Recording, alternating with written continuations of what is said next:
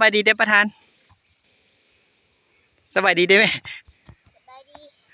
เมื่อยบ่เมื่อยบอกคนไวๆมาเปลี่ยนจะกินฮะจะกินยังจะกินทุเรียนเสียญาตินี้แล้วเราได้กินแล้วเนาะสืบต่อภารกิจเสียญาออกขิงดำมื้อนี้ถือว่ามีหลายภารกิจได้มื้อนี้เลยยายกล้วยเด้นี่เสียญาออกต้นข่าต้นขิงเด้นี่นะนี่เรียกว่าเสียญาออกต้นข่านี่นะ ข่านี่ก็ถือว่าหลายเติบสุมสบไปก็สุมยกย้ายไปได้ละข่านี่ก็ได้อันนี้เป็นขิงอันนี้ก็สิเป็นหญ้าหวานอีล่านตัวนี้หญ้าหวานอีล่านหญ้าหวานนี่ก็สิได้ย้ายขึ้นไปถึงพุ่นคือกันนี่ย้ายขึ้นไปถึงพุ่นบนต้นไม้สูงๆพุ่นแหละอันนี้ก็เป็นขิง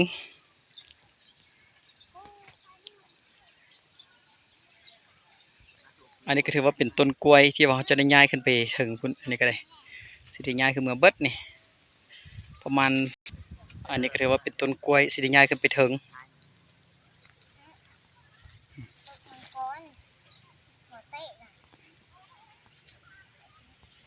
นี่ต้นกล้วยเขาเกี่ยมพุดขึ้นไปถึงแล้วนี่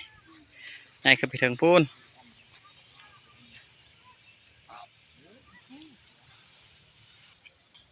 แล้วนี่ก็เป็นธรรมชาติยามแรงตอนนี้ก็สิประมาณ5 โมงครึ่ง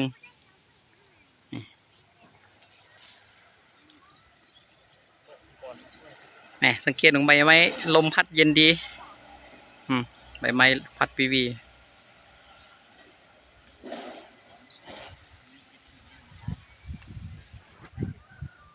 ข้ามไปเบื้องนั้นจะเป็นภูหัวโล้นตัวนั้นภูหัวโล้น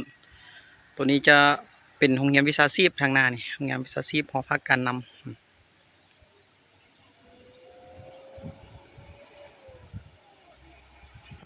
อันนี้ก็เป็น2ประธาน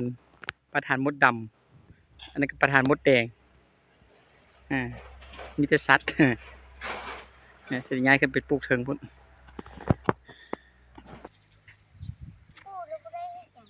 ประธานเพิ่นมาถามว่าขิงดำมีประโยชน์อย่างใดเพิ่นว่ามีประโยชน์หลายอย่างเนาะ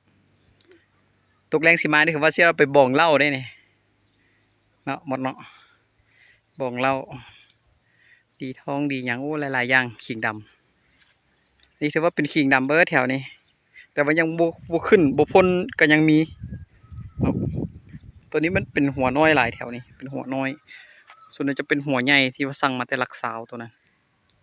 ตัวนี้สั่งมาแต่แข็งภาคเหนือนี่เอาหัวน้อยให้ไม่ค่าก็ได้ตัวที่ว่ามันเหลือขายเขาส่งให้ต่อบ่ได้เรื่องไม่ค่าทางภาคเหนือนี่เอาไปขี้หญ้า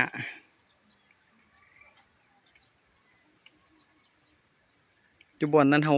ถอนออกไปปลูกอยู่เทิงละตัดใบมันตัดไปให้นกแล้วก็ได้